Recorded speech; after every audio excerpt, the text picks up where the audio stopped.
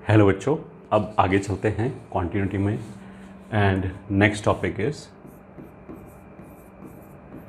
Theorems of continuity.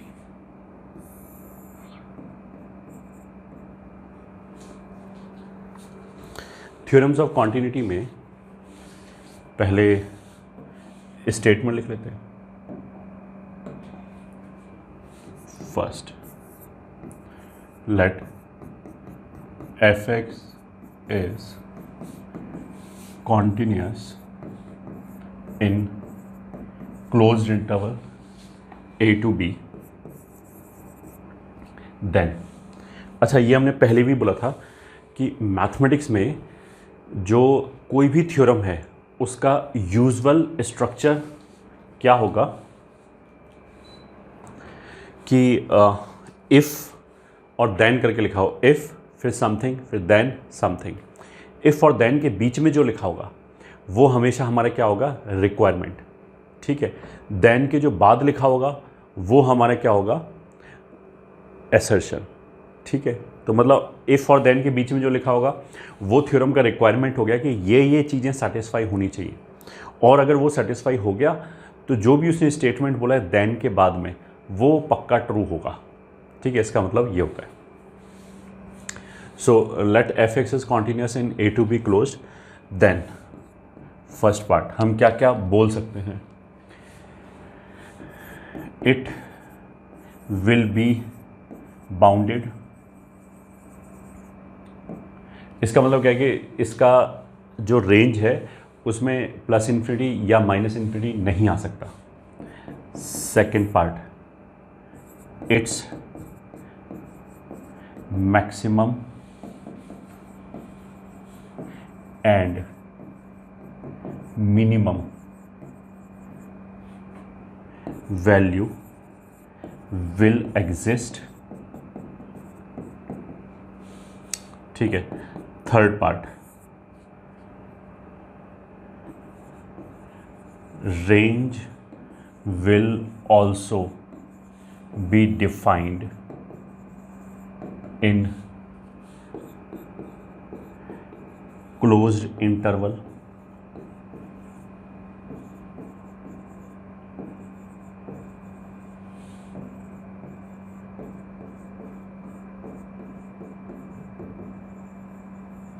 ठीक है, मान लिया इसका maximum and minimum value exist करेगा और उस मैक्सिमम और मिनिमम वैल्यू को हमने capital M and small m बोल दिया। Range will also be defined in closed interval, that is range of the function will be small m से capital M closed। ठीक है, अच्छा, आगे बढ़ने से पहले let's come down कि exactly what we are talking about। उसने ये बोला कि जो एक फंक्शन है वो a से b क्लोज्ड में, ठीक है, ये a हो गया और मान लिया ये बी हो गया। इस इंटरवल के अंदर वो कॉन्टिन्यूस है, कॉन्टिन्यूस इन, और इंटरवल जो है वो भी क्लोज है।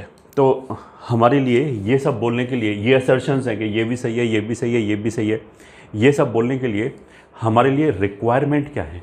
रिक्वायरमेंट है कि एक फंक्शन कॉन्टिन्यूस होना चाहिए, पहली बात। दूसरा, ए टू बी क्लोज के अंदर कॉन्टिन्यूस होना चाहिए, ओपन के अंदर नहीं। अगर इनमें से कोई भी कंडीशन फेल हो जाए या सेटिस्फाई ना हो, मान लो कंटिन्यूस नहीं बचा, फॉर एग्जांपल डिसकॉन्टिन्यूस हो जाए किसी पॉइंट पे, या फिर वो ओपन इंटरवल में कॉन्टिन्यूस लिखा हो, तो हम इनमें से कुछ भी नहीं बोल सकते, फिर हम चुप रहेंगे। ये ठीक है, चुप रहेंगे इसका मतलब क्या है कि हम उल्टा स्टेटमेंट नहीं बोलेंगे। मतलब इन दोनों में से अगर कोई भी कंडीशन मान लीजिए सेटिस्फाई ना हो तो मैं ये नहीं बोलूँगा कि ये अनबाउंडेड होगा, फिर हम कुछ नहीं बोल सकते। वो बाउंडेड हो भी सकता है और नॉट बाउंडेड भी हो सकता है, कुछ भी हो सकता है। हम बोलेंगे, उल्टा नहीं बोलेंगे कि अगर ये कंडीशन फेल हो गया तो उसका उल्टा होगा, ये जरूरी नहीं है। अगर इसमें से कोई भी कंडीशन फेल हो गया तो ये भी हो सकता है और इसका उल्टा भी हो सकता है, मतलब बाउंडेड भी हो सकता है और अनबाउंडेड भी हो सकता है।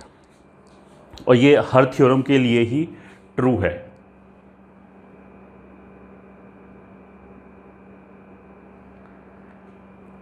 अगर बाई चांस इसका उल्टा मतलब कंडीशन फ्लॉप होने पे अगर इसका उल्टा ट्रू होता तो वो यूजली थ्योरम में ही बोल दिया जाता है कि और अगर ऐसा नहीं हुआ तो फिर ऐसा होगा, ऐसे करके होगा। तो इसके आगे हमने कुछ नहीं बोला। इसका मतलब क्या है कि अगर इसमें से कोई भी कंडीशन फेल होता है तो हम सर्टेनिटी से कुछ नहीं बोल सकते। हो भी सकता है बाउंडेड, नहीं भी हो सकता है। ऐसे ही मैक्सिमम और मिनिमा आ भी सकता है, नहीं भी आ सकता।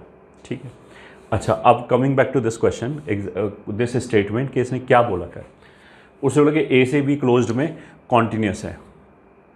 अगर क्लोज लगा रखा है तो ए पे कुछ ना कुछ वैल्यू होगा फंक्शन का, ऐसे ही बी पे कुछ ना कुछ वैल्यू होगा।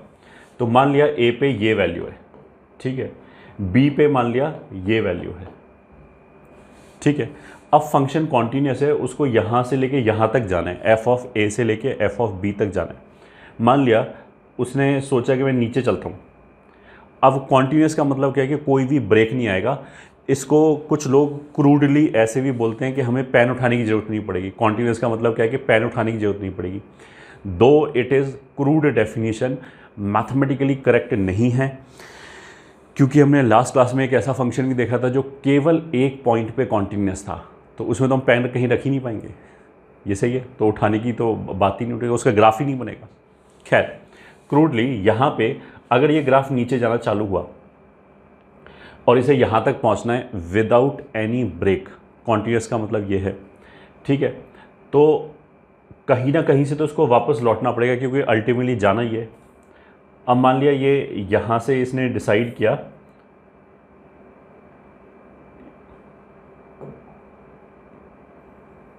कि चलो ऊपर चलते हैं। मान लिया ऊपर जा रहा है, अब ऊपर ये कितना भी जाए कहीं ना कहीं से तो इसको लौट के इधर ही आना है।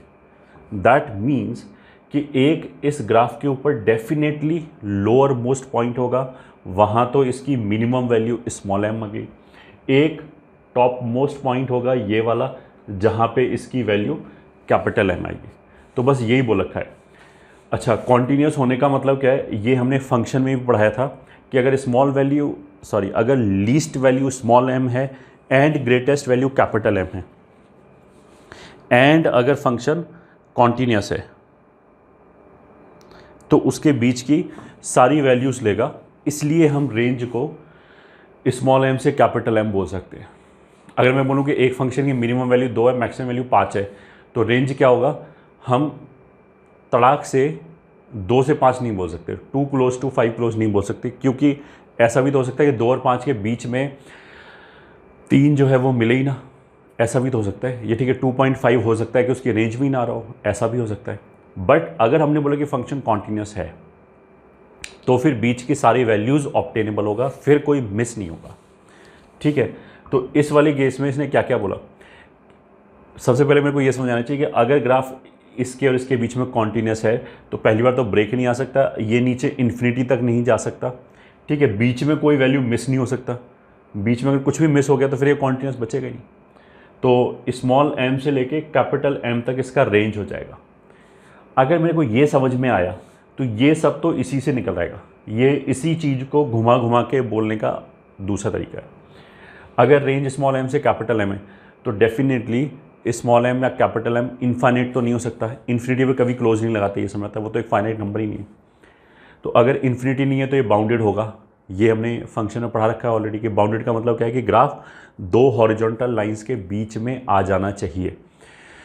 अगर हम 2 हॉरिजॉन्टल लाइन खींच पाए फाइनाइट डिस्टेंस पे जिसके बीच में हमेशा ग्राफ है तो वो बाउंडेड हो गया। तो यहाँ पे 2 लाइन खींच जाएगा ऐसे, इसी के बीच में ग्राफ है हमेशा, तो ये बाउंडेड हो गया। ये पहला सही हो गया। मैक्सिमम मिनिमम एग्जिस्ट करेगा, ये बात सही हो गया। रेंज ये होगा, ये बात सही होगा। अच्छा, अगर रेंज ये है तो मेरे को ये अपने आप पता है, इसी अगर मैंने बोला ये रेंज है तो मुझे आगे ये बोलने की ज़रूरत नहीं है कि स्मॉल एम और कैपिटल एम के बीच की सारी वैल्यूज़ ऑब्टेनेबल है। वो तो दिख रहा है कि ऑब्टेनेबल है, ठीक है, तभी तो इसको रेंज बोला है, वरना तो रेंज कैसे बोल पाते इसको, ठीक है। फिर भी फोर्थ पार्ट, मतलब इसी को घुमा के बोला जा रहा है, ये तो खत्म हो गया थ्योरम में और कुछ नहीं है, बस इसी को हम ऑल्टरनेट लैंग्वेज बोल रहे हैं, क्योंकि क्वेश्चन में हो सकता है कि अलग अलग चीज़ें लिखी हो, तो I should be able to understand कि ये सेम ही चीज़ है। All values between small M and capital M are obtainable. ये ठीक है, ये तो हमारा हो गया सिंपल लैंग्वेज में ये बात बोलना कि स्मॉल एम और कैपिटल एम के बीच में जितनी भी वैल्यूज़ हैं सब मिल जाएंगी। ये ठीक है, कोई घबराने की बात नहीं है। अब मैथमेटिशियन क्या करेंगे, इसी बात को तोड़ मरोड़ के हार्ड बना के कैसे लिखेंगे, और इसी स्टेटमेंट को बोलने का दूसरा तरीका क्या है, ठीक है, थोड़ा सा टफ तरीका क्या है।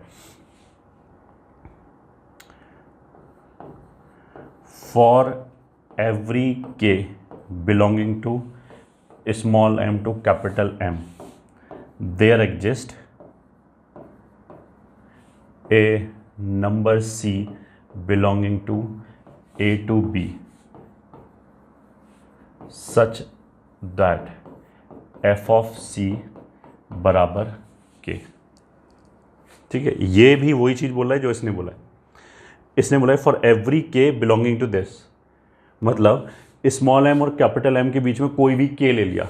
मान लिया मैंने ये k ले लिया, ठीक है, ये इन दोनों के बीच में एक नंबर है, y एक्सिस पे अगर देखें तो there exist a number c a और b के बीच में, मतलब a और b जो भी इसका डोमेन है, इसके बीच में एक नंबर c ऐसा आ जाएगा जहाँ पे फंक्शन की वैल्यू f ऑफ c, मतलब क्या है, फंक्शन की value at x is equal to c, वो k के बराबर होगा। तो अगर मैं इसको ऐसे आगे ड्रॉ करूँ हॉरिजॉन्टल लाइन, तो यहाँ पे भी फंक्शन की वैल्यू k है और यहाँ पे भी फंक्शन की वैल्यू k है, तो हम इन दोनों में से किसी को भी c बोल सकते हैं। तो मान लें ये c है, तो इस स्टेटमेंट के हिसाब से ये एक c मिल गया जहाँ पे फंक्शन की वैल्यू k है। अब देखो पॉइंट टू बी नोटेड क्या है, when ever I say there exist a number c belonging to a to b, इसने बोला कि a और b के बीच में एक नंबर है जहाँ पे फंक्शन की वैल्यू k है। तो नंबर हमें दिखाई दे रहा है कि ये c है जहाँ पे फंक्शन की वैल्यू k है।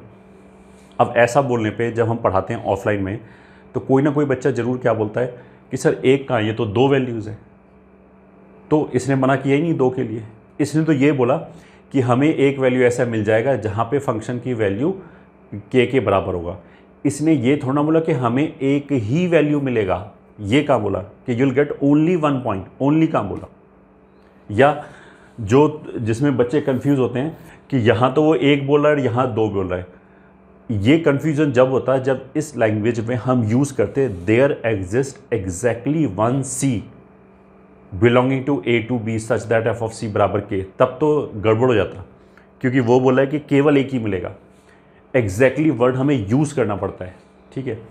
यहाँ पे इसने बोला कि एक नंबर है c जहाँ पे फंक्शन का वैल्यू k है, तो इसने तो बोला, इसने तो बेसिकली ये एग्जिस्टेंस को बता रहा है कि एक नंबर तो है ही, बाकी कुछ भी हो इसको कुछ नहीं पता, बाकी हो या ना हो इसको कोई फ़र्क नहीं पड़ता। उसका मतलब क्या है कि जब भी मैथमेटिक्स में इस तरह की स्टेटमेंट लिखी होगी there exist a number c, उसका मतलब हमेशा क्या होगा, there exist at least 1 number c। ये ठीक है। अब मान लिया इस रूम में 10 लोग खड़े हैं और मैंने बोला कि देयर एग्जिस्ट ए पागल इन दिस रूम, तो दैट डज नॉट मीन कि एग्जैक्टली एक ही पागल है इस रूम में। हमने क्या बताया कि एक पागल तो है ही, बाकी और भी हो सकते हैं, ठीक है, डिपेंडिंग अपॉन कहाँ पे है ये रूम। तो एक स्टेटमेंट हमारा ये हो गया। इसने क्या बोला कि मिनिमम और मैक्सिमम के बीच में कोई भी y की वैल्यू ले लो, वो कहीं ना कहीं मिल जाएगा, x की किसी ना किसी वैल्यू c के लिए पक्का मिल जाएगा। ऑफ कोर्स मिल जाएगा तभी तो ये पूरा रेंज है। अगर कोई वैल्यू मिस हो रहा होता तो ये पूरा रेंज ही नहीं होता, ठीक है। पहला चीज़ तो ये हो गया। अब देखो ये क्या है f ऑफ a, ये क्या है f ऑफ b, फंक्शन की value at a and b। अगर मैंने बोला, ठीक है, इसको इधर कर लेते हैं कैपिटल N, अगर हमने बोला कि इन दोनों के बीच में एवरी y इज ऑब्टेनेबल, मतलब इन दोनों के बीच में कोई भी y आएगा वो मिल जाएगा, तो इस इंटरवल का अगर मैं कोई सब इंटरवल लूँ, जैसे ये लूँ f ऑफ a से f ऑफ b, ठीक है, ये f ऑफ b है मान लिया। अगर मैंने बोला कि इनके बीच में सारी वैल्यू मिल जाएगी, तो ऑफ कोर्स मिल जाएगा। अगर इस इंटरवल के बीच में ऑल वैल्यूज़ आर ऑब्टेनेबल, तो इस इंटरवल के अंदर अगर मैंने कोई इसका सबसेट लिया तो उसके अंदर भी तो सारी वैल्यू ऑब्टेनेबल होगा, तो वो तो इसी के अंदर है, ठीक है। उसका मतलब क्या है कि अगर इसी स्टेटमेंट में इफ फाइल से कि for every K belonging to F A से एफ बी लिख दूँ, अगर मैं लिख दूँ एफ ए और एफ बी के बीच में कोई भी के उठाओ ठीक है, तो उसके करस्पॉन्डिंग x मिल जाएगा, तो ये बात भी सही है। ठीक है, अब ऐसा बोलने पे फिर बच्चों को कन्फ्यूज़न क्या होगा कि इसके बीच में क्या, इसके बाहर भी तो मिल रहा है, तो फिर मैं क्या बोलूँगा, तुमने हमारी बात सुनी नहीं ध्यान से। हमने ये बोला कि इसके बीच में कोई भी वैल्यू उठाओ वो मिल जाएगा। हमने ये कब बोला कि इसके बाहर नहीं मिलेगा? दोनों में अंतर है ना। ये तो तुमने अपने दिमाग से सोच लिया कि हमने बोला कि इसके बीच में मिल जाएगा, तो मैंने ये तो कहीं बोला ही नहीं इसके बाहर नहीं मिलेगा। हमारा एसेशन तो ये, you will get every value between F A and F B, इसके बाहर हमने कुछ बोला ही नहीं। वैसे मिल जाएगा इस क्वेश्चन के हिसाब से। बाई चांस ये भी हो सकता है कि एफ ऑफ ए जो है वही मिनिमम वैल्यू हो। अगर ग्राफ यहाँ से चालू हो गया यहाँ पे पहुँच जाए ऐसे ही, तो मिनिमम वैल्यू यही हो जाएगा। ठीक है, कहने का मतलब क्या है, स्मॉल एम और कैपिटल एम के बीच का एवरी वैल्यू इज ऑब्टेनेबल, ये ठीक है। तो उसका कोई भी हमने सबसेट लिया तो उसका भी कोई भी वैल्यू इज ऑब्टेनेबल। ठीक है, अब देखो इसी को घुमा घुमा के बोलने से एक दो थ्योरम और बन जाएगा, तो उनको अब हम सेपरेटली लिखते हैं। ठीक है, point 2, if f of x is continuous in A to B closed, then for every k belonging to f of A से f of B, अब अगर f of B छोटा है तो उसको लिख देंगे f of B से f of A, एक ही बात है। There exist a number C belonging to A to B such that f of c बराबर k। ये तो वही बात है कि अगर वैल्यू k हमने मिनिमम और मैक्सिमम की बजाय f ऑफ a और f ऑफ b के बीच में उठाया तो वो भी कहीं ना कहीं मिल जाएगा। ठीक है, अब तुम्हें देखो ये समझना चाहिए कि ये जो c है ये तो हमने ऐसे ही बोला है, हमने बोला कि एक x ऐसा मिल जाएगा जिसका नाम c है, ये ठीक है, a और b के बीच में, सच दैट f ऑफ c बराबर k हो गया। जो अभी हमने पहले c बोला और ये वाला c बोला, इसमें आपस में कोई रिलेशन नहीं है, ये तो इंडिविजुअल अलग अलग स्टेटमेंट्स हैं। ये कि सी कोई ऐसा यूनिवर्सल चीज़ नहीं हो गया, ये कि हम सी की बजाय डी यूज़ कर सकते हैं, उससे कोई फ़र्क नहीं पड़ता। ठीक है, ये हो गया। अब बेसिकली हमने बोला क्या है कि स्मॉल एम ये है, मान लिया कैपिटल एम ये है, और एफ ऑफ ए ये है, एफ ऑफ बी ये है। पहले पार्ट में हमने क्या बोला कि इसके बीच में कोई भी के उठाओ that is obtainable. Second part में हमने क्या बोला कि इसके बीच में कोई भी के उठाओ दैट इज ऑब्टेनेबल, एक ही बात है। अब तुम लग रहा हो क्यों बोला, ऐसे ही बोला, इसी से काम चल जाएगा, ये बोलने की जरूरत ही नहीं है, क्योंकि ये तो अपने आप अंडरस्टूड ही हो गया। ठीक है, फिर भी अब इसके बीच में यहाँ पे हमने क्या बोला कि एफ ऑफ ए और एफ ऑफ बी के बीच में कोई भी वैल्यू उठाओ वो ऑब्टेनेबल है। अगर मैं इन दोनों के बीच में एक स्पेशल वैल्यू उठा लूँ तो वो भी ऑब्टेनेबल है। ऑफकोर्स अगर सारी वैल्यू ऑब्टेनेबल है तो इन दोनों के बीच में हमने एग्जैक्टली मिडिल में जो वैल्यू आएगी वो क्या आएगी, F of A plus F of B by 2, ये भी ऑब्टेनेबल है। तो इसमें अगर मैं के की जगह लिख दूं F of A plus F of B by 2, तो F of A plus mid point तो हमेशा पॉइंट के बीच में होता है, पॉइंट के बाहर तो निकल नहीं सकता, तो F of A plus F of B upon 2 हमेशा एफ ऑफ ए और एफ ऑफ बी के बीच में होगा, तो वो भी कहीं ना कहीं ऑब्टेनेबल होगा। इस बात को अगर मैंने लिख दिया तो ये एक थ्योरम है जिसको हम बोलते हैं इंटरमीडिएट मीन वैल्यू थ्योरम। सही है, this is intermediate mean value theorem, IMVT, which is a particular case of this theorem. इसने तो बोला कि एफ ऑफ ए और एफ ऑफ बी के बीच में सब मिल जाएगा। ठीक है, अब देखो इसी को बोलने का एक इंटरेस्टिंग तरीका ये भी है, if f x is continuous in A to b closed. अब ये देखो थ्योरेटिकल बातें हैं, ये इससे रिलेटेड जो क्वेश्चन आएगा वो थ्योरी से रिलेटेड आएगा, वो मतलब कुछ ऐसा नहीं कि इसको लगा के हम कोई क्वेश्चन सॉल्व करेंगे, तो थ्योरेटिकल चीज़ें आएंगी, थोड़ा सा ऑफ कोर्स जो नॉर्मल क्वांटिटी क्वेश्चन होता है वो तो बहुत ईजी है, उसमें तो लिमिट का क्वेश्चन है, लिमिट निकालो अपने आप पता लग जाएगा कॉन्टिन्यूस है या नहीं। इसमें हमें थोड़ा सा दिमाग पे जोर डालना पड़ता है। If f x is continuous in A to b then for any lambda comma mu belonging to R plus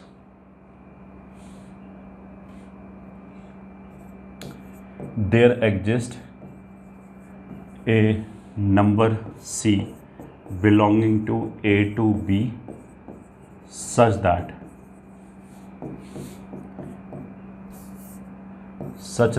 f of C बराबर lambda f of A plus mu f of B upon lambda plus mu।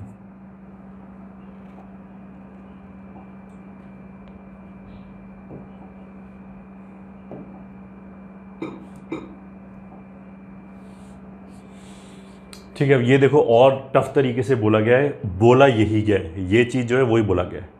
ये तो मैं देखते ही ये समझा कि ये तो सेक्शन फॉर्मूला लगा रखा है हमने एफ ऑफ ए और एफ ऑफ बी के ऊपर।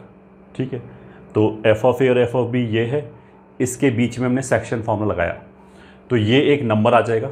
ठीक है, अच्छा लैम्डा म्यू आर प्लस बोलने से क्या हो गया कि लैम्डा म्यू दोनों पॉजिटिव हैं। दोनों पॉजिटिव होने का मतलब क्या है कि ये इंटरनल डिवीज़न है। ठीक है, तो अगर मान लिया एफ ऑफ ए यहाँ पे है और एफ ऑफ बी यहाँ पे है, ठीक है, और इसको लैम्डा इस टू म्यू की रेशो में डिवाइड करने वाला जो पॉइंट है, तो इस पॉइंट का वाई कोऑर्डिनेट क्या होगा, म्यू इधर मल्टीप्लाई होगा लैम्डा इधर, तो lambda f a plus mu f b upon lambda plus mu, ये भी तो इसी के बीच में लाई करेगा और यही ये लिख रहा है। मतलब लैम्डा म्यू का कोई सिग्निफिकेंस नहीं है। ठीक है, बस लैम्डा और म्यू पॉजिटिव होने से क्या इंश्योर हो गया कि ये जो नंबर आएगा कैलकुलेट होने के बाद, मान लिया हमने लैम्डा बोला 2, म्यू बोला 11 फॉर एग्जांपल, एफ ए कुछ वैल्यू आ जाएगा, एफ बी कुछ वैल्यू आ जाएगा, तो इसको काट पीट के अगर हमने कैलकुलेट किया तो अल्टीमेटली जो नंबर आएगा वो एफ ऑफ ए और एफ ऑफ बी के बीच में ही कुछ आएगा। अब लैम्डा और म्यू चेंज करते रहो तो you will get different numbers. तो ये भी तो यही बोला है कि एफ ए और एफ बी के बीच में कोई भी नंबर के उठा लो। बस यहाँ पे ये एक्स्ट्रा इन्फॉर्मेशन क्या दे रहा है कि जो हमने नंबर के उठाया है वो लैम्डा इस टू म्यू की रेशियो में डिवाइड कर रहा है इसको, एफ बी और एफ ए को, घुमा फिरा के की बात है। ठीक है, इसी की मैं बात कर रहा था। ये तो जनरल थ्योरम हो गया ये। ठीक है, इसी का भी हमने स्पेशल केस ले लिया। अगर ये रेशियो 1:1 ले लिया तो ये मिड पॉइंट हो जाएगा। तो ऑफ कोर्स अगर सारे पॉइंट कहीं ना कहीं मिल रहे हैं तो मिड पॉइंट भी कहीं ना कहीं मिलेगा। ठीक है, वो जहाँ पे मिलेगा, मतलब अगर मैंने मिड पॉइंट लिया then it will become intermediate mean value theorem.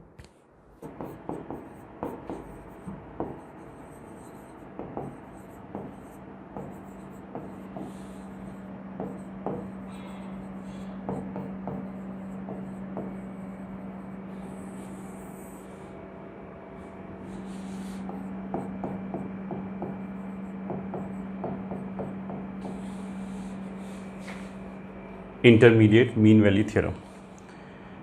If fx is continuous in a closed से b closed, then there exists a number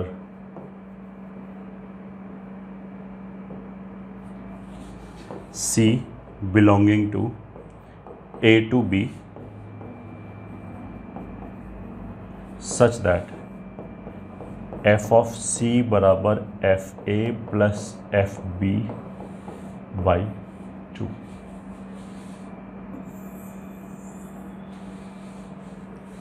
ठीक है, तो बेसिकली यहाँ पे क्या बोला जा रहा है कि मान लिया ये f ऑफ a है, ये f ऑफ b है, तो इसका जो मिड आएगा ये कुछ f a plus f b by 2 आएगा। तो इस पे जो वैल्यू है ये तो हो गया ए, ये हो जाएगा सी। उसने क्या बोला, ए और बी के बीच में एक ऐसा सी आएगा, ए और बी के बीच में एक ऐसा सी आएगा जहाँ पे फंक्शन का वैल्यू ये तो सी कॉमा एफ सी हो गया, और अगर यही f a plus f b by two के बराबर है वाई का वैल्यू, तो F of c f of A plus F of B by two हो गया। इसलिए दिस स्टेटमेंट, ये हमारा इंटरमीडिएट मीन वैल्यू थ्योरम हो गया। अच्छा, अब इसमें हमने क्लोज क्यों लगाया सी के ऊपर? तो ग्राफ हमारा ऐसा भी हो सकता है कि मान लिया कांस्टेंट फंक्शन हो जाए, ठीक है, ये मान लिया ए है, ये बी है, तो यही वैल्यू हमारा एफ ए हो जाएगा, यही एफ बी हो जाएगा, यही फिर f of A plus F of B by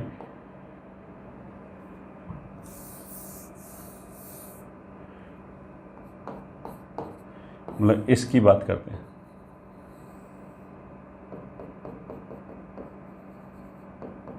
constant नहीं, अगर ये है, मान लें ये ए है, ये बी है, तो ये वाला वैल्यू जो है एफ ऑफ ए भी यही हो गया, एफ ऑफ बी भी यही हो गया। अब अगर दोनों ही सेम है तो this plus this by two भी यही हो जाएगा।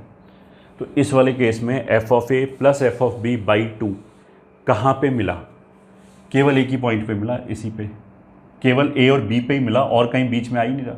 और कोई भी पॉइंट ले लो, वहाँ पे जो वैल्यू है वो इसके बराबर है ही नहीं, इसलिए हमने यहाँ पे क्लोज लगाया है।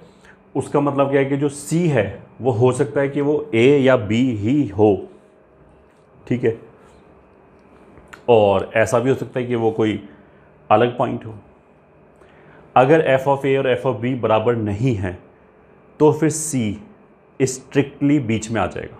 मतलब जैसे इस वाले केस में एफ ऑफ ए और एफ ऑफ बी बराबर नहीं है, तो फिर पक्की बात है कि जो हमें सी मिलेगा वो इन दोनों के बीच में मिलेगा, ए और बी नहीं होगा, ठीक है, ए और बी ऑफ कोर्स नहीं होगा। तो फिर उस वाले केस में अगर हम यहाँ पे ओपन लगाएं तो भी चलेगा, ठीक है। अब कंफ्यूज हो गए होगे। अल्टीमेटली हमने ये बोला कि देखो सी जो है वो हो सकता है हमें ए या बी ही लेना पड़ जाए। पहली बात तो हमने ये बोली, वेल एंड गुड। दूसरी बात हमने क्या बोला, और अगर एफ ऑफ ए और एफ ऑफ बी बराबर है, उसी केस में ऐसा होगा कि सी जो है वो ए या बी के बराबर लेना पड़ जाए। और उस केस में जैसे ये वाला ग्राफ अगर मान लिया ऐसे जाके फिर ऐसे आता तो फिर सी बीच में ही मिल जाएगा, ठीक है। तो अगर एफ ऑफ ए और एफ ऑफ बी बराबर है तो सी बीच में भी आ सकता है और ए और बी भी हो सकता है, ठीक है। ऐसा भी हो सकता है केवल ए और बी ही ऑप्शन हो और कुछ ऑप्शन ना हो, एंड दूसरा ऑप्शन भी हो सकता है। तीसरा चीज़ फिर हमने क्या बोला कि अगर एफ ऑफ ए और एफ ऑफ बी बराबर नहीं है तो फिर पक्की बात है कि ए और बी के बीच में ही हमें एक पॉइंट ऐसा ज़रूर मिलेगा जहाँ पे f of c f of A plus F of b के बराबर है। ये तो देखो इंटरमीडिएट मीन वैल्यू थ्योरम है। इसमें सी कहाँ पे आएगा? जैसे मतलब जो अभी हमने थ्योरम का स्टेटमेंट बोला था ये कि there exist a number C between this, C A और बी के बीच में आएगा, ये तो हम बता सकते हैं। बट इस थ्योरम से हम ये नहीं बता सकते कि वो सी कहाँ पे आएगा उस पूरे इंटरवल में, कहीं पे भी आ सकता है। That will depend upon the function, ठीक है। ये हो गया। दूसरा कितना सी आएगा, मतलब इसने बोला there exist a number c, तो इसने तो बोला एक सी तो आएगा ही, बाकी कितना आएगा कुछ नहीं बता सकते हैं। केवल इस फंक्शन के केवल एक इस स्टेटमेंट से। तो नोट क्या क्या हो गया? Note 1, C may B equals to A और बी एज वेल, पहला तो हमने ये बोला। फिर note 2, if f of a is not equals to f of b then c belongs to a to b. अच्छा, अब ये समझ में आना चाहिए लॉजिकली। फिर कोई बच्चा ये बोलेगा कि फिर तो ये गलत हो गया। बिल्कुल गलत नहीं हुआ। अगर मैंने बोला कि इसके और इसके बीच में, तो इस इंटरवल में भी तो हो ही गया ना। भले ही जो क्लोज्ड वाली चीज़ है वो सेटिस्फाई ना हो तो भी कोई बात नहीं, गलत थोड़ा ना हो गया ये स्टेटमेंट। ये स्टेटमेंट जो पहले लिखाया था इसमें कोई गलती नहीं है, इसमें कोई गलती नहीं, क्योंकि ये सारे केसेस जितने भी पॉसिबल है कि सी ए के बराबर हो ना हो, सबको ये एड्रेस कर रहा है, ठीक है। बट ये वाली जो चीज़ है वो केवल जब ही ट्रू है जब एफ ऑफ ए और एफ ऑफ बी बराबर नहीं है। तो ये तो हमने बोला इसी तरह का थ्योरेटिकल आर्ग्यूमेंट अगर हम बोले ना कि अगर एफ ए और एफ बी बराबर नहीं है तो हम सी ऐसे ले सकते हैं क्या, तो हम आंसर बोलेंगे हाँ ले सकते हैं। ये डिफरेंस है। इसी में अब थर्ड नोट हम क्या लिख सकते हैं, how many C's will be obtained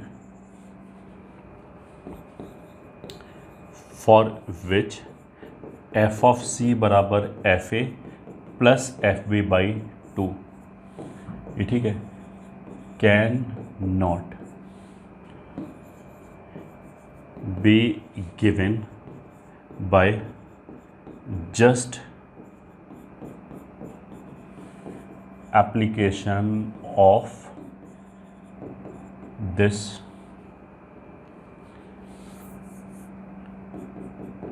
application of IMVT। मतलब एग्जैक्टली कितने सी आए गए जहाँ पे जो वैल्यू है वो f a plus f b by 2 होगा, ये हम केवल IMVT के एप्लीकेशन से नहीं बता सकते, हमें कुछ और भी चाहिए होगा अगर हम बता पा रहे हैं तो। ठीक है, जैसे अगर मान लिया फंक्शन मोनोटोनिकली इंक्रीजिंग हो जाए, मोनोटोनिकली इंक्रीजिंग मतलब लगातार इंक्रीजिंग हो जाए, तो अगर इंक्रीजिंग होगा तो कोई भी वैल्यू एक से ज़्यादा बार मिलेगा ही नहीं। तो उस वाले केस में अगर हमने ये बोला इंक्रीजिंग हो गया तो हर जगह वैल्यू बढ़ता ही चला जाएगा, तो अगर एक वैल्यू एक बार मिला तो उसके आगे तो वैल्यू से ज़्यादा ही होगा और उससे पहले वैल्यू कम होगा, तो वो वैल्यू अब दोबारा नहीं मिलेगा। तो अगर ऐसे किसी फंक्शन पे हमने ये लगाया क्या बोलते हैं IMVT, तो वहाँ पे हम बोल सकते हैं कि जो C है वो एग्जैक्टली एक ही आएगा। ठीक है, बट वो हम कब बोल पाए, जब मेरे को ये पता है कि फंक्शन इंक्रीजिंग है, मोनोटोनिकली इंक्रीजिंग है। ये ठीक है। Note 4, the location of C in the interval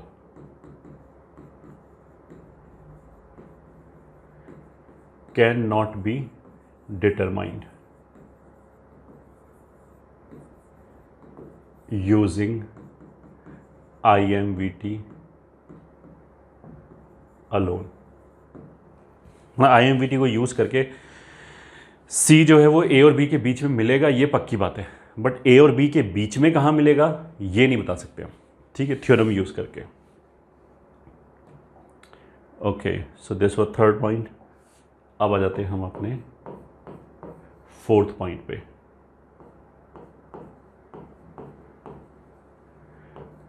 theorem of continuity. अब ये वाली चीज इज वेरी इंपॉर्टेंट, ये हमें आगे चल के भी हेल्प करेगा। देखो यहां पे हमने क्या बोला था कि एफ ऑफ ए और एफ ऑफ बी के बीच का सारा वैल्यू ऑब्टेनेबल है अगर फंक्शन कॉन्टिन्यूस है तो।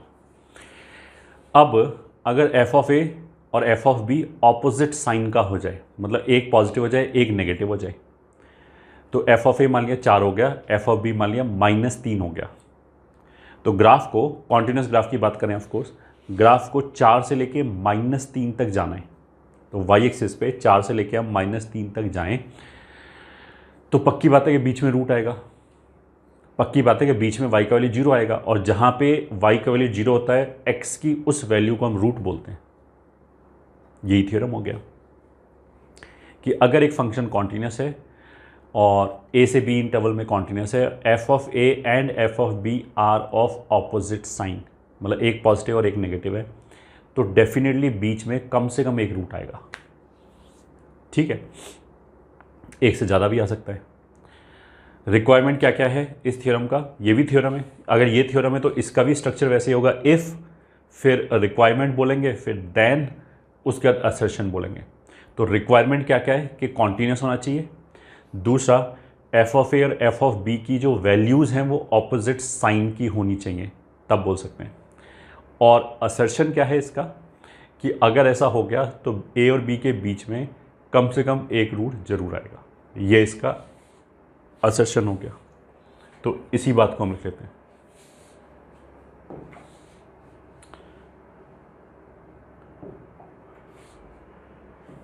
If fx is continuous function in a to b closed and if a f of a और f of b opposite sign का है, इस बात को मैथमेटिकली बोलने का तरीका क्या है, f of a into f of b is less than 0, then अब assertion आएगा, then there exists a root of the equation fx बराबर 0 in a to b. तो if fx is continuous and f of a into f of b is less than 0, ये तो हमारा requirement हो गया, और root of f x is equals to 0 in A to b, ये हमारा assertion हो गया कि फिर तो ऐसा ही होगा। ये जो असर्शन हमने बोला है, there exist a root of this, इसी को ऑल्टरनेटिवली कैसे बोल सकते हैं, alternatively there exist a number c belonging to a to b such that f of c बराबर 0। ठीक है, एक ही बात है, यहाँ पे बस हमने जो रूट है उसका नाम बता दिया कि वो नाम c है। और कैसे बोल सकते हैं, हम ये भी बोल सकते हैं कि एफ एक्स का जो ग्राफ है वो एक्स एक्सिस को कम से कम एक बार कट करेगा बीच में, एक ही बात है। ठीक है, ये जो थ्योरम अभी हमने बोला ये बहुत काम का है, ये हमें आगे चल के भी काफ़ी जगह पे यूज़ करेंगे इसको, ये प्रूव करने के लिए रूट इस इंटरवल के बीच में आ रहा है। तो किसी भी थ्योरम, किसी भी क्वेश्चन में अगर मान लिया हमें ये लिखा हो कि एफ एक्स बराबर G X has a root between 2 and 5, ये ठीक है, अब ये हमें चेक करना है। तो हम सबसे पहले क्या चेक करेंगे, एफ एक्स बराबर जी एक्स में सबको एक तरफ लेके आए, एफ एक्स माइनस जी एक्स को हमने एक नया फंक्शन बोला, और फिर कहाँ पे रूट दिखाना है, 2 और 5 के बीच में। तो फिर हमने एफ ऑफ 2 कैलकुलेट किया, एफ ऑफ 3 कैलकुलेट किया। अगर एक पॉजिटिव और एक नेगेटिव आ गया तो फिर पक्की बात है कि बीच में एक रूट आ जाएगा। ठीक है, अगर फंक्शन कॉन्टीन्यूस है, एफ एक्स माइनस जी एक्स अगर कॉन्टीन्यूस है तो कॉन्टीन्यूटी भी चेक करेंगे ऑफ कोर्स। अगर मान लिया बीच में रूट नहीं आया, एफ ऑफ ए और एफ ऑफ बी, या जो अभी मैंने बोला था कि 2 और 5 के बीच में रूट दिखाना है, अगर 2 और 5 दोनों जगह पे वैल्यू पॉजिटिव आ जाए, एफ ऑफ 2 भी पॉजिटिव आ जाए, एफ ऑफ 5 भी पॉजिटिव आ जाए, तो उसका मतलब ये नहीं है कि रूट नहीं आएगा, उसका मतलब ये है कि ये थ्योरम फेल हो गया, फिर हमें और किसी मेथड से दिखाना पड़ेगा कि रूट आ रहा है या नहीं आ रहा है। ठीक है, और किसी मेथड से चेक करना पड़ेगा। सही है, तो ये बात ज़रूर ध्यान में रखें। अभी जो हम बात कर रहे थे वो ये थी कि मान लिया ये ए पे वैल्यू है और ये बी पे वैल्यू, तो ये एफ ऑफ ए हो गया, ए ये हो गया, ये एफ ऑफ बी हो गया। तो ग्राफ अगर ऐसे चाहे कुछ भी करे, यहाँ तक अगर इसको पहुँचना है तो एक्स एक्सिस को क्रॉस करना पड़ेगा, जहाँ क्रॉस करेगा वही रूट आ गया। ठीक है,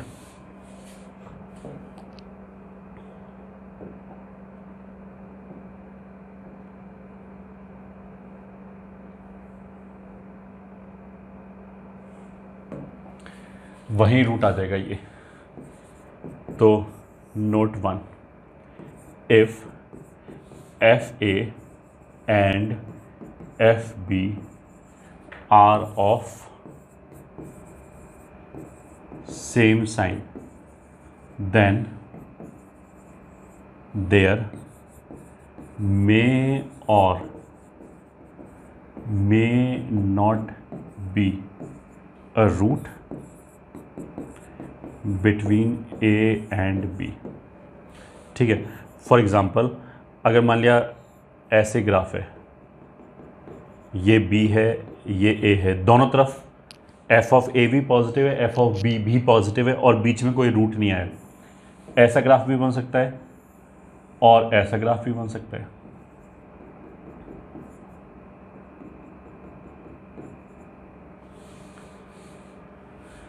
कि एफ ऑफ ए भी पॉजिटिव है, एफ ऑफ बी भी पॉजिटिव है, बट रूट आ रहा है, मतलब इसमें f a comma f b दोनों पॉजिटिव है and root also exist.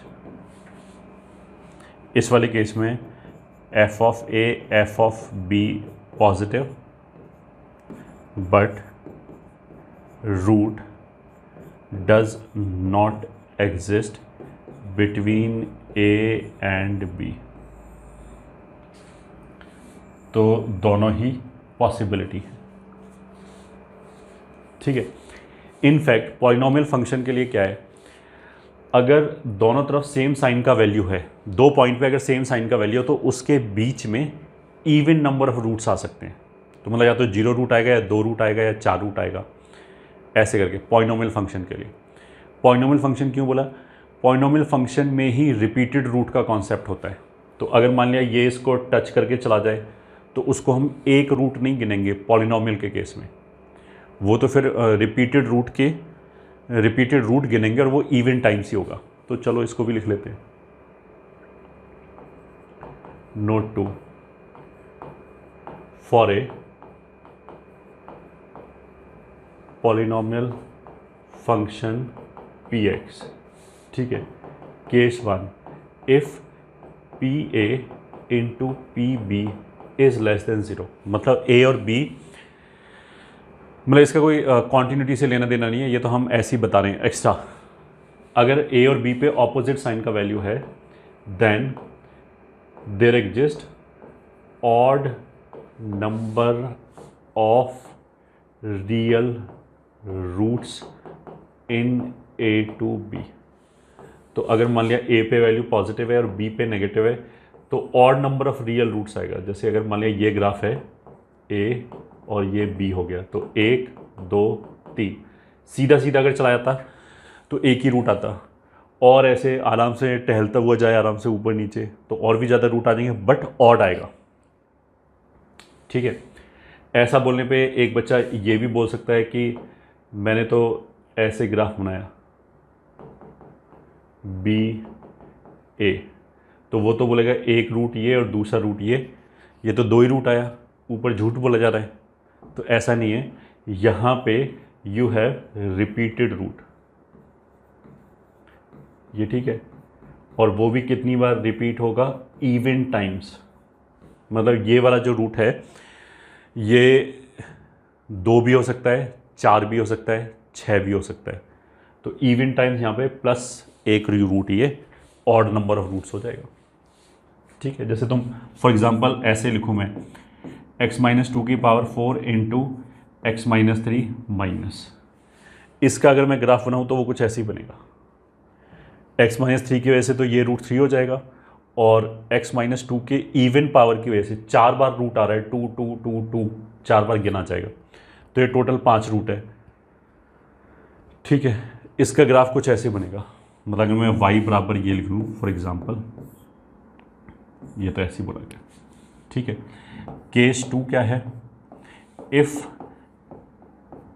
P a into p b is greater than 0 then there exist even number of real roots between a and b या in interval this, ये ठीक है। Of course number of roots may be 0 as well, मतलब 0 भी even he गिना जाएगा। तो उसका एग्जांपल ये हो गया, ठीक है। तो अगर बी ए ऐसे ग्राफ हो सकता है और ऐसे भी हो सकता है, ठीक है, और ऐसे भी हो सकता है। इसमें कितना है, 1 2 3 4 इवन नंबर ऑफ रूट्स ही आएंगे।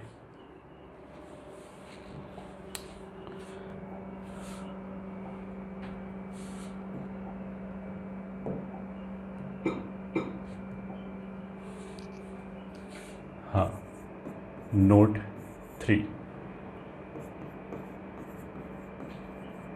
To show that fx is equals to gx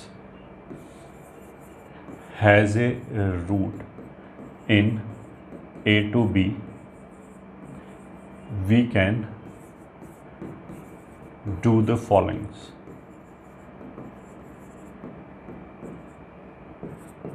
ठीक है, स्टेप 1, कंसीडर hx बराबर fx माइनस gx. सबको एक तरफ ले आए, मैं gx को इधर ले आए. अब f माइनस जी को एक फंक्शन बोल दिया hx. स्टेप 2, कैलकुलेट किसके बीच में रूट दिखाना है, a और b के. हमें ये दिखाना है a और b के बीच में रूट है, तो a और b पे ही वैल्यू कैलकुलेट करेंगे.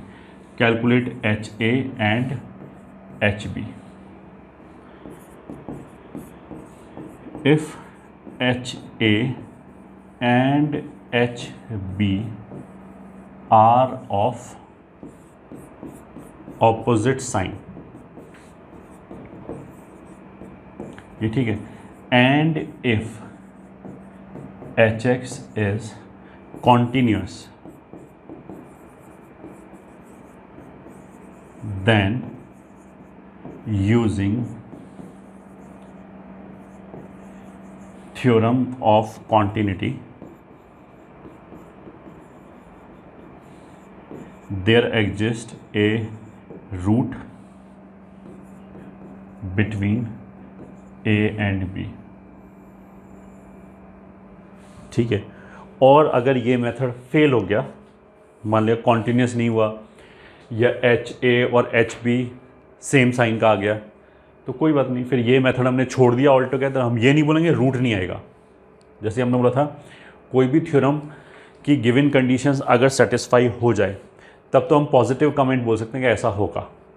बट अगर वो सेटिस्फाई ना हो तो हम कभी नेगेटिव कमेंट नहीं बोलेंगे, ये नहीं बोलेंगे ये नहीं होगा. वो हो भी सकता है, नहीं भी हो सकता. Nothing can be said. ठीक है, ये हो गया. तो अब क्वेश्चन कर लेते हैं. Question, let F x is a continuous function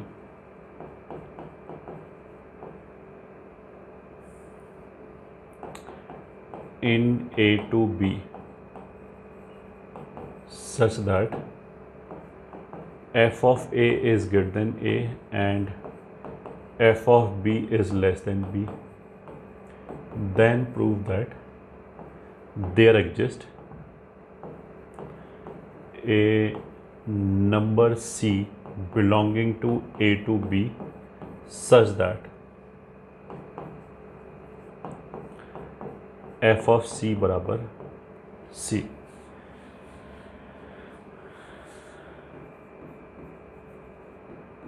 solution. अब सोल्यूशन में क्या है कि हमें क्या दिखाना है. हमें ये दिखाना है there exist a number c belonging to a to b such that this holds. तुम क्या करो, इस c की जगह x रखो, तो f x is equals to x. इसका हमें रूट दिखाना है a और b के बीच में. बस इसने उस रूट का नाम c बोल दिया है और कोई डिफरेंस नहीं. ये ठीक है. We need to show that the equation f x is equals to x has a root in a to b. ये शो करना है. ठीक है. फॉर विच अज्यूम एक नया फंक्शन जी एक्स बराबर एफ एक्स माइनस एक्स. ठीक है. अच्छा, सी तो ये समझा था कोई यूनिवर्सल कांस्टेंट नहीं. हम यही बोलते हैं there exist a number alpha between a and b such that f alpha is equals to alpha. वो एक ही बात है. कुछ बच्चे फिर सी देखने की उनकी आदत पड़ जाती है. ऐसा नहीं है, सी डी पी कुछ भी हो सकता है. ठीक है. हमने एक ये फंक्शन लिया. नाउ जी की बात करें, जी ए कितना हो जाएगा, हमें ए और बी के बीच में रूट दिखाना है तो इसलिए ए और बी पे ही वैल्यू चेक करेंगे। जी ए कितना हो जाएगा, एक्स की जगह ए रख दिया हमने यहाँ पे, तो वो हो गया एफ ए माइनस ए। अब क्वेश्चन में दे रखा है कि एफ ए से बड़ा है तो ये ग्रेटर देन 0 हो गया, इट इज़ गिवन, क्वेश्चन में गिवन है। एंड जी का वैल्यू बी पे कितना हो जाएगा, f of b minus b. अब एफ ऑफ बी से छोटा है तो अगर ये छोटा है तो ये पूरा कितना हो गया, negative, given.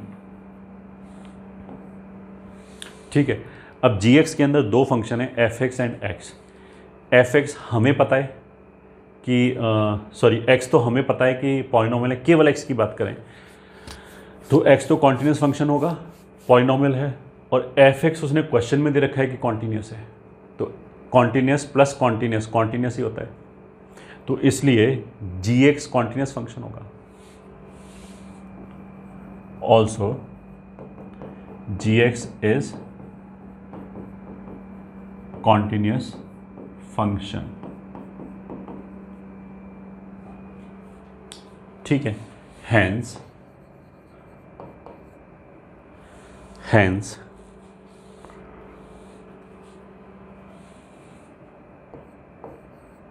Ji x is equals to 0 will have a root in a to b using theorem of continuity। मतलब क्या हुआ यहाँ पे, जी ए पॉजिटिव हो गया, जी बी नेगेटिव हो गया, तो एक पॉजिटिव एक नेगेटिव है एंड कॉन्टिन्यूस है, यही चाहिए होता है हमें थ्योरम में। तो will have a root between this implies f x is equals to x will have a root in A to b. ये तो देखो सोल्यूशन हो गया, थियोरेटिकली हमने एक एक स्टेप लिख के दिखाया। ऑल्टरनेटिवली हम इसको और कैसे प्रूव कर सकते हैं, हम ऐसे बोल सकते हैं, ये मान लिया हमने लिखा y is equals to x, ठीक है, और यहाँ पे एक पॉइंट लिया a और यहाँ पे दूसरा पॉइंट लिया b। ठीक है, ये जो पॉइंट है ये हो जाएगा b कॉमा b, ये जो पॉइंट है ये हो जाएगा a कॉमा a। लाइन क्या है, y is equals to x.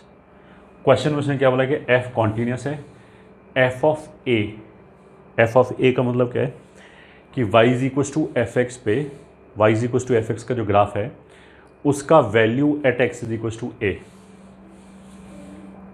ठीक है, तो क्वेश्चन में उसने क्या बता रखा है कि f ऑफ a से बड़ा है।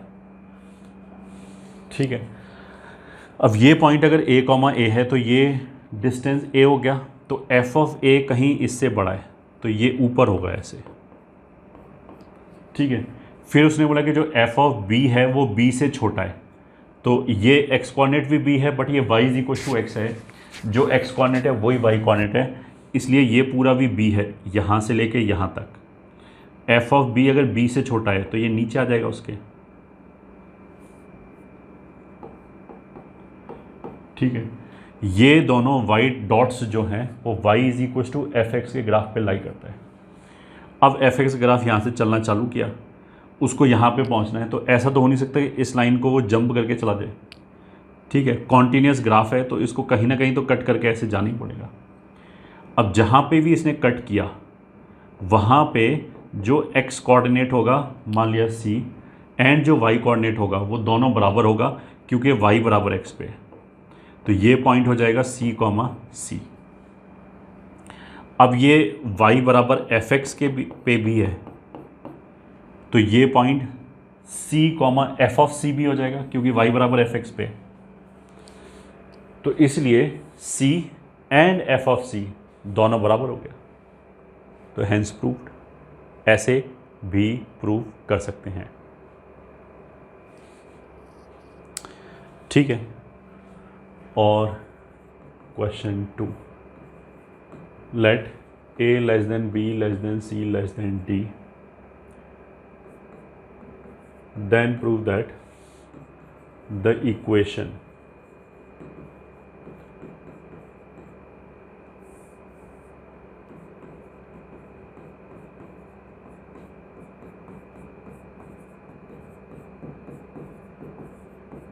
is equals to 0 will have real and distinct roots, will have real and distinct roots for all lambda belonging to r minus minus one. मतलब लैम्डा की कोई भी वैल्यू ले लो, -1 को छोड़ के इस इक्वेशन के हमेशा रियल एंड डिस्टिंक्ट रूट्स आएगा। ठीक है, इसका मतलब ये है। सही है। सोल्यूशन। अच्छा, -1 क्यों छोड़ दिया? -1 लेंगे तो बेसिकली क्या होगा, इन दोनों में से एक्स स्क्वायर कैंसिल हो जाएगा, तो फिर ये क्वाड्रेटिक इक्वेशन बचेगा नहीं, लीनियर इक्वेशन बचेगा। तो सोल्यूशन हम क्या बोलेंगे, let f(x) is equals to x minus a x minus c plus lambda times x minus b x minus d।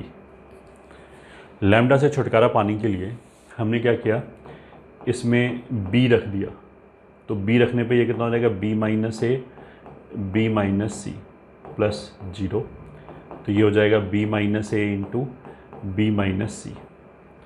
अब b a से भी बड़ा है और b c से छोटा है, तो ये पॉजिटिव हो जाएगा और ये नेगेटिव हो जाएगा, तो नेट कितना हो गया, नेगेटिव। मतलब फंक्शन की वैल्यू b पे नेगेटिव हो गई। फिर हमने ऐसे d निकाला। अब d ही क्यों निकाला, just to get rid of this, ताकि लैम्डा का रोल ना आए। वो हो जाएगा d minus a d minus b। अब d तो सबसे बड़ा है, a b c तीनों से बड़ा है, तो d माइनस ए भी पॉजिटिव होगा और ये भी पॉजिटिव होगा, तो अब ये पॉजिटिव हो गया। बस हमारा काम बन गया। f(x) जो है वो एक पॉलिनोमियल है। Polynomial are always continuous and differentiable. ठीक है, डिफरेंशिएबिलिटी की बात तो आगे आएगी, हमारे लिए तो अभी क्या है, कॉन्टिन्यूस। प्लस इसका वैल्यू दो जगह पे b और d पे ऑपोजिट साइन का है। ठीक है, तो अगर b और d पे ऑपोजिट साइन का है तो b और d के बीच में ऑड नंबर ऑफ रूट्स आएगा। मतलब 1 आ सकता है, 3 आ सकता है, 5 आ सकता है, बट यहाँ पे हम क्वाड्रेटिक की बात करें, उसके 2 से ज़्यादा रूट हो ही नहीं सकता। तो ये पक्की बात है कि b और d के बीच में एग्जैक्टली एक रूट आएगा। ठीक है, अब क्वाड्रेटिक है, उसका ऐसा तो नहीं सकता एग्जैक्टली एक ही रूट आए। अगर एक रूट आ गया तो दूसरा रूट भी आएगा। ठीक है, क्योंकि इमेजिनरी रूट तो पेयर में आते हैं, ऐसा नहीं हो सकता ना एक रियल आ जाए एक इमेजिनरी आ जाए, तो दूसरा रूट आएगा। एंड ऑफ कोर्स वो b और d के बीच में नहीं, बाहर आएगा, क्योंकि b और d के बीच में तो एक ही रूट आएगा। तो डिस्टिंक्ट रूट हो गया, एक तो b और d के बीच में हो गया, एक b और d के बाहर हो गया। तो बस यही प्रूव करना था कि दोनों डिस्टिंक्ट रूट होगा। And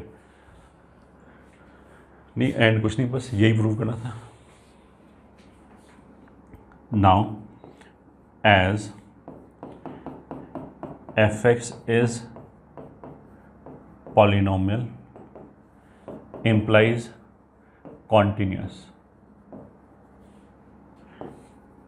and f of b into f of d is less than 0, this implies the interval b to d contains exactly one root। ठीक है, now one root real implies both are real and distinct। ठीक है, distinct क्यों हो गया, क्योंकि एक b और d के बीच में होगा, दूसरा बाहर होगा। ठीक है, दिस implies hence proved। ठीक है, यही प्रूव करना था।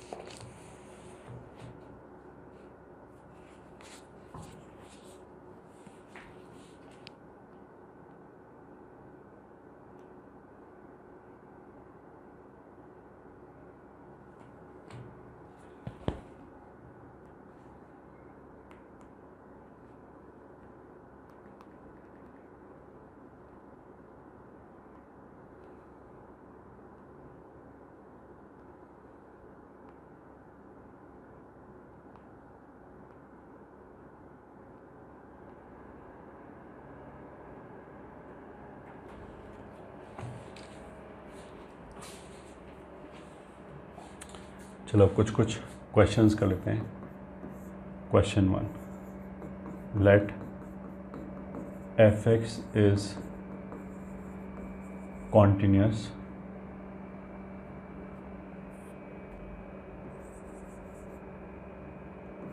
and is defined real to rational.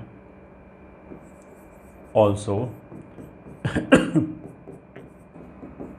then find f of 3. फिर question 2, discuss continuity of f(x) is equals to limit n is approaching towards infinity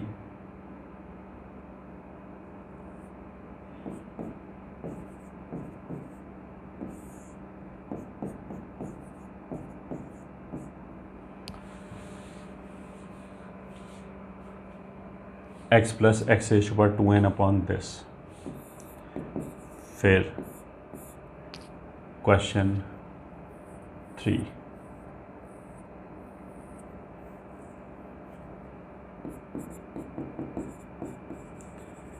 discuss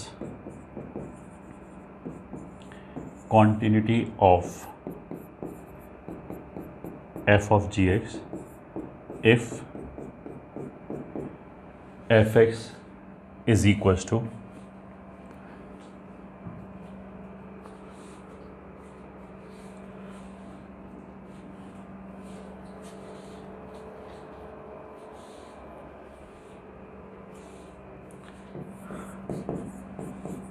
sin x and gx is equals to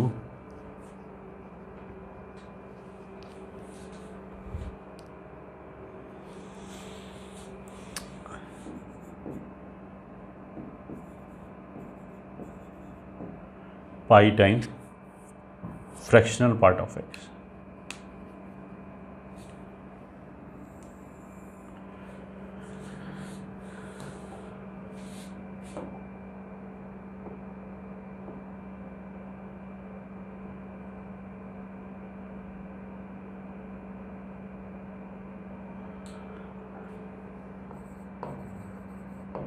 solution first question का।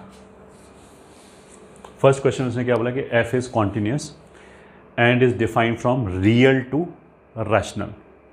ठीक है, f कहाँ से कहाँ पे है? Real to rational. ठीक है, this implies range can have only rational point. ठीक है, अब देखो क्वेश्चन में इंफॉर्मेशन क्या दे रखा है कि 2 पे वैल्यू कितना है? ये 16।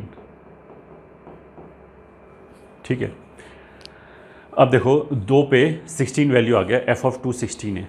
अगर मैं इससे थोड़ा सा आगे चलें, ये ठीक है, आगे चले, अगर मैं आगे ऊपर ऐसे डेविएट हैं, ठीक है, या फिर थोड़ा नीचे की तरफ जाएं, तो इट इज़ नॉट पॉसिबल, क्योंकि जैसे हम थोड़ा सा डेविएट हुए वैसे इसकी रेंज में, मान लिया जैसे यहाँ से यहाँ तक की जो रेंज है, इसके अंदर इनफाइनाइट इरेशनल पॉइंट्स आ जाएंगे and that is not allowed. ये ठीक है, क्योंकि इरेशनल पॉइंट तो आ ही नहीं सकते। तो उसका मतलब क्या है कि I can not deviate from this line. अगर फंक्शन को कॉन्टीन्यूस रहना है, कॉन्टीन्यूस रहना है तो ऐसा भी नहीं कि जंप मार के 16 से डायरेक्टली 17 पे आ जाए। ठीक है, वैल्यू जो है फंक्शन की वैल्यू वो 16 से 17 पे पहुंच जाए, दैट इज़ नॉट पॉसिबल। ठीक है, तो अब इसी बात को लिखेंगे, as f(x) is continuous and take rational values only, so it cannot deviate from the line y is equals to 16 as otherwise, अगर डेविएट कर गया तो तब क्या होगा, otherwise infinite irrational numbers will be part of its range, ठीक है, hence it must be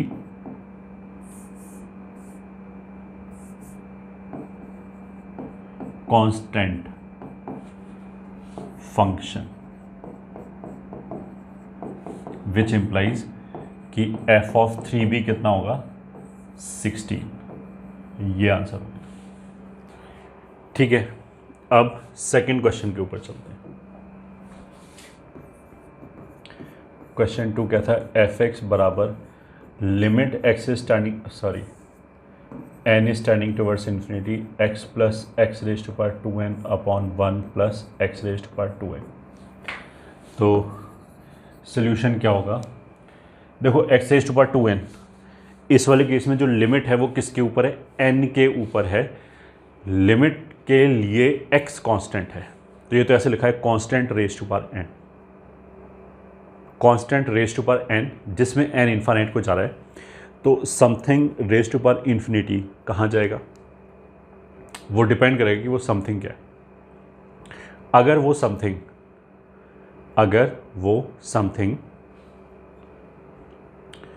1 से छोटा है तब तो वैल्यू 0 को चला जाएगा, अगर 1 से बड़ा है वैल्यू इन्फिनिट को चला जाएगा। 1 है तो एग्जैक्टली वैल्यू 1 होगा। तो इसमें n मतलब कैसे लिखेंगे, f(x) बराबर limit n is tending towards infinity, तो ये आ जाएगा x प्लस एक्स स्क्वायर की power n upon 1 plus x square की पावर n। तो 3 केस हैं।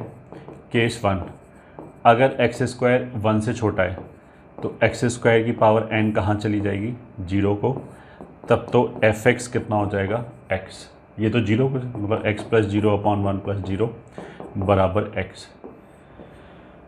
केस 2, अगर एक्स स्क्वायर 1 हो जाए मतलब x प्लस माइनस 1 हो जाए तो x raise to power 2n exactly 1 हो जाएगा, तब जो f(x) है वो हो जाएगा x प्लस 1 अपॉन 1 प्लस 1।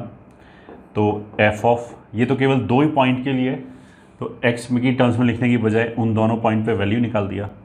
अगर x हमने 1 रखा तब तो ये 1 प्लस 1 2 इतना हो जाएगा, -1 रखा तो ये हो जाएगा 0। केस 3, अगर एक्स स्क्वायर 1 से बड़ा है, मतलब इसका मतलब क्या है कि अगर x -1 और 1 के बीच में, अगर एक्स स्क्वायर 1 से बड़ा है मतलब x माइनस इन्फिनिटी से -1 यूनियन 1 से इन्फिनिटी है, तो x square raise to power n infinite को जाएगा। इन्फाइनाइट को जाएगा तो जो f(x) है उसमें इसके कंपैरिजन में ये x निगलेक्ट कर दिया, इसके कंपैरिजन में ये निगलेक्ट कर दिया, दोनों कैंसिल होके 1 आ जाएगा। f(x) is equals to 1। ठीक है, तो अल्टीमेटली हमारी f(x) की डेफिनीशन क्या आएगी, it will B x if x belonging to -1 to 1, it will be 0 if x is equals to -1, it will be 1 if x is equals to 1, and again 1 if x belongs to minus infinity से -1 union 1 से infinity. ठीक है, तो अब graph खींच लेते हैं, x axis y axis. तो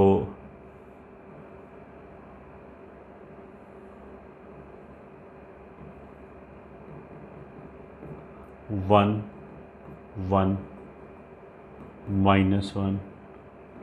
-1, ठीक है, -1 और 1 के बीच में तो कितना हो गया, x, तो ये लाइन हो गई y बराबर x।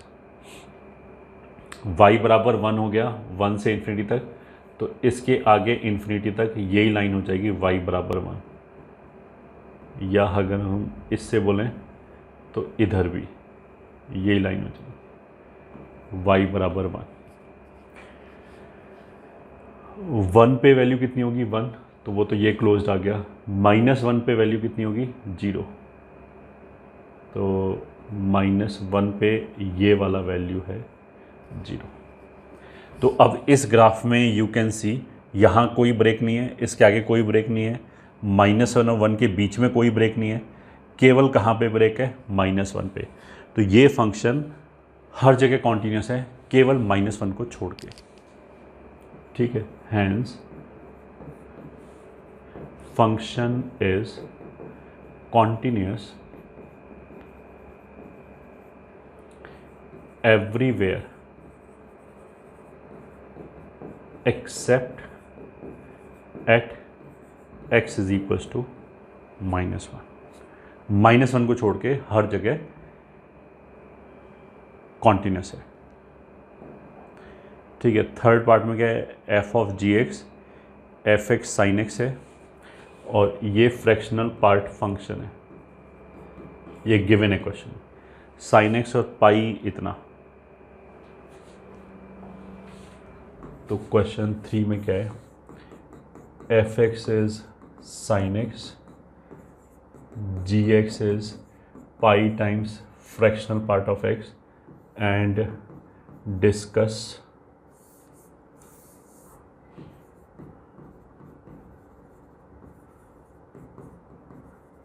continuity of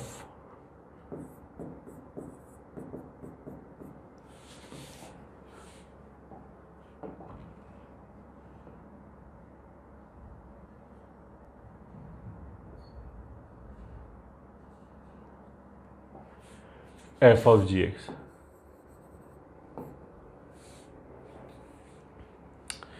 f of gx में ये ठीक है, पहले तो एक नोट कि अगर कॉम्पोजिट फंक्शन है तो उनकी कॉन्टिन्यूटी कैसे चेक करते हैं, ये ठीक है। To check continuity of composite functions, ये ठीक है।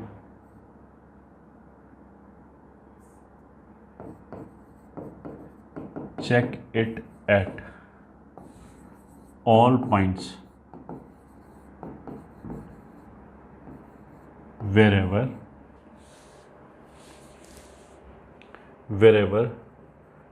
argument function, ये ठीक है, मतलब जो अंदर वाला फंक्शन है, जैसे f ऑफ जी एक्स में जो जी एक्स वाला फंक्शन है इज डिसकॉन्टिन्यूस,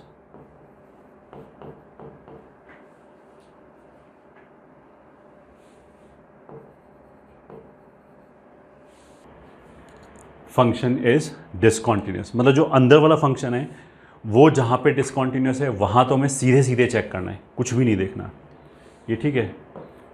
एंड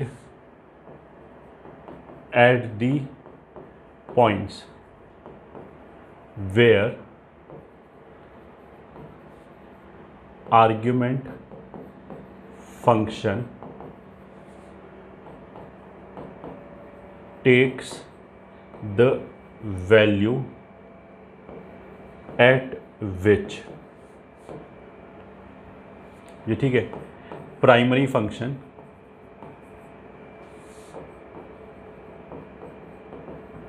मतलब बाहर वाला function f of g x, मतलब f को हम क्या बोलेंगे, primary function, function is discontinuous, ये ठीक है। That is let fx is discontinuous at x is equals to 3 and gx is discontinuous at x is equals to 7,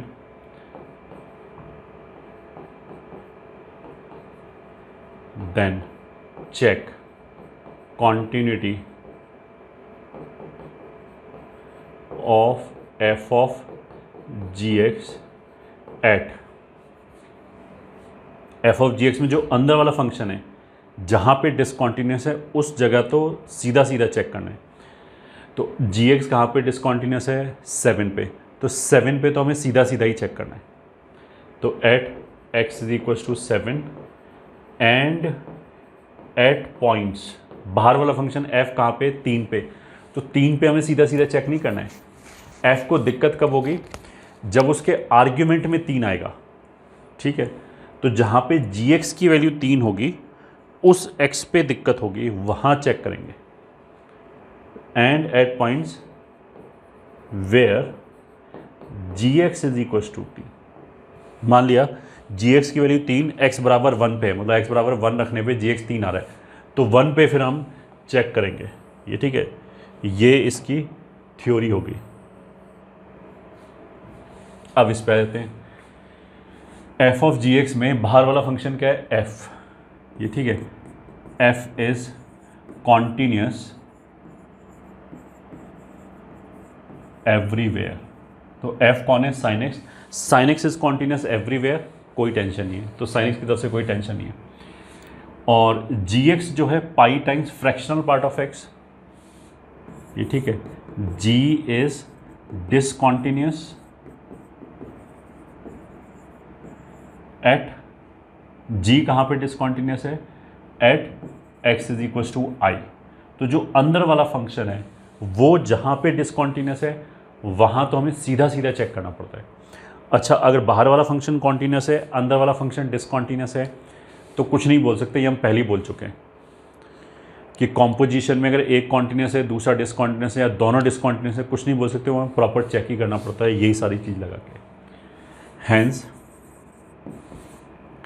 check continuity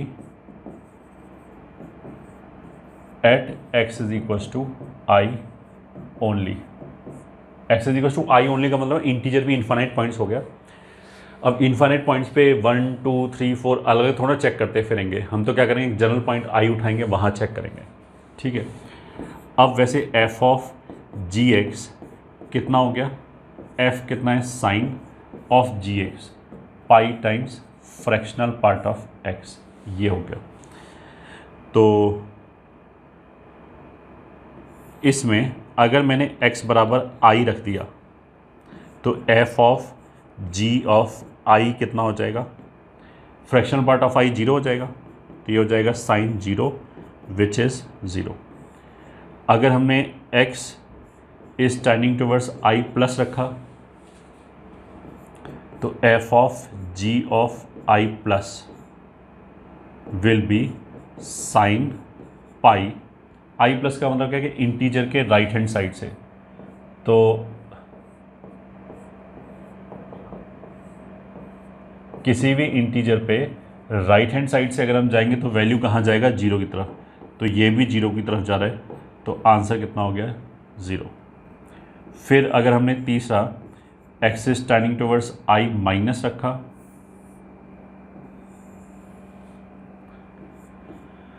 तो F of g of I minus will be sine of pi of I minus, मतलब इस side से जा रहे हैं, तो अगर ऐसे जा रहे हैं तो ये वैल्यू कहाँ जा रहा है, 1 की तरफ, तो पाई 1, साइन पाई कितना होता है, 0।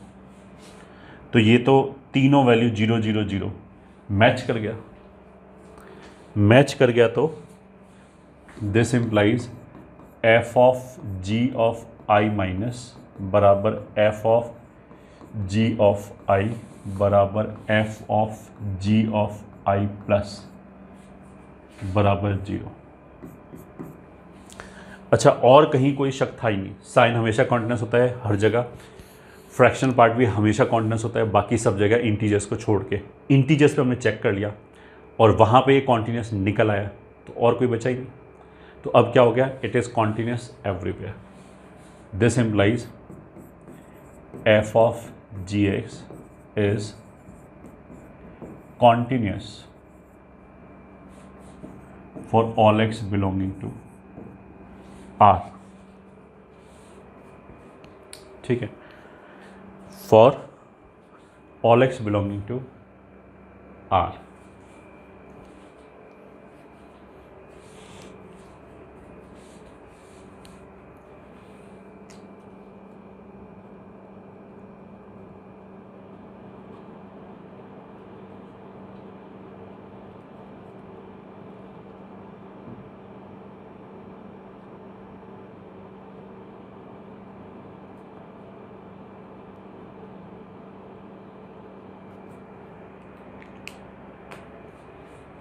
ठीक है, और क्वेश्चन के लिए question 4, let F x is a continuous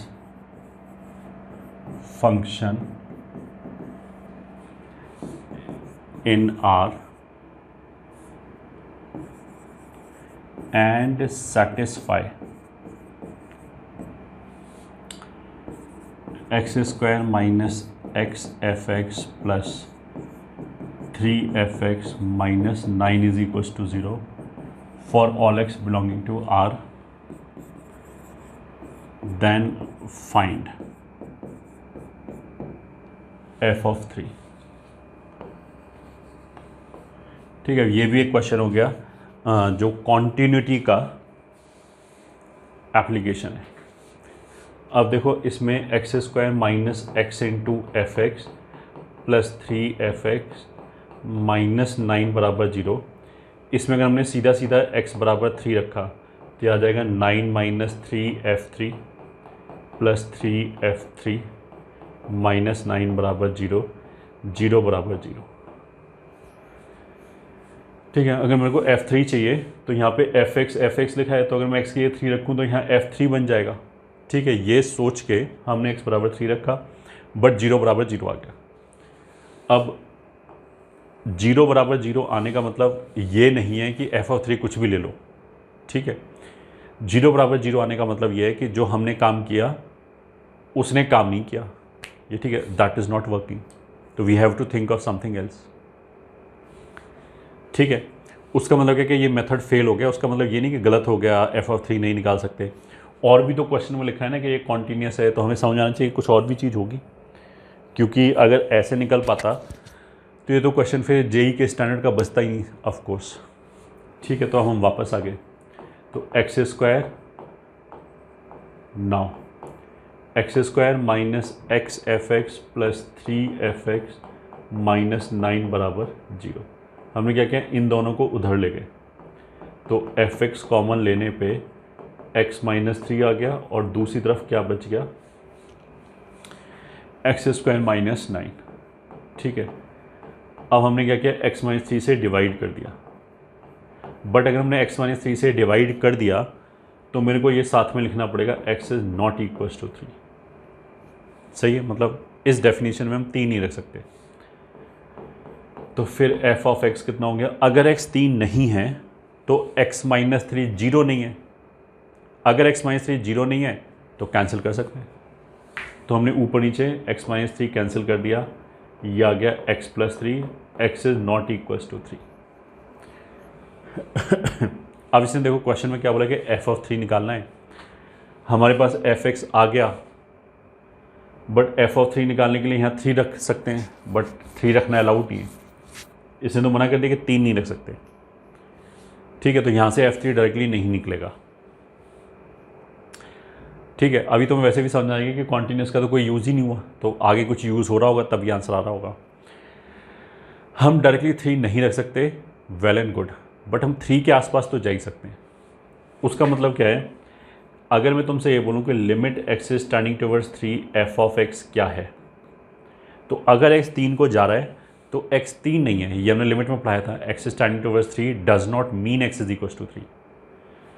तो अगर हम 3 के आसपास हैं तो इसने तो केवल 3 के लिए मना किया है, बाकी सब जगह तो यही है। तो हम ऐसे लिमिट निकाल सकते हैं 3 पे सेम एक्सप्रेशन यूज़ करके, विच इज़ 6। अब रोल आएगा कॉन्टिन्यूस फंक्शन का कि 3 पे इस फंक्शन का लिमिटिंग वैल्यू 6 है, ये हमें पता लग गया।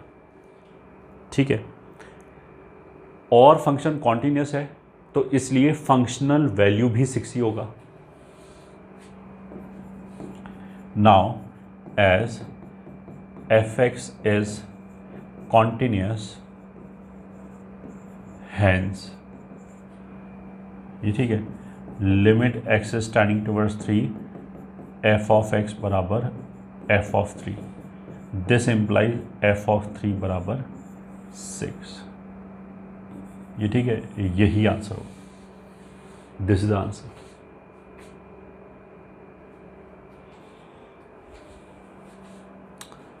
सो दैट्स इट।